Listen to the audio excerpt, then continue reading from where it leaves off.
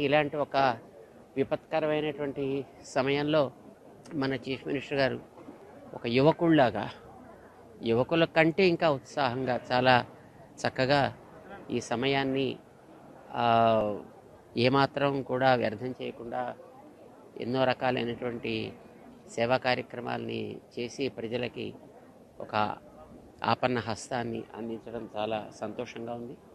వారికి మేము ఆరోగ్యంగా ఉండాలని, ఇంకా ఇలాంటి కార్యక్రమాలు చేయగలిగే శక్తి భగవంతుడి ఇవ్వాలని మంగళాశాసనం చేస్తున్నాం.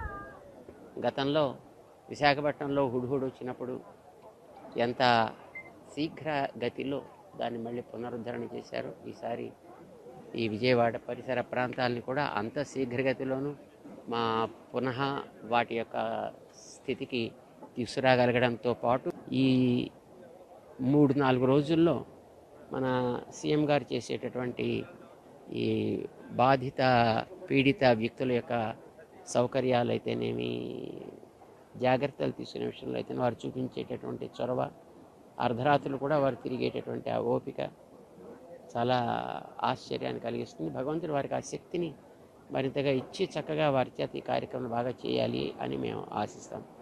జై శ్రీమన్నారాయణ.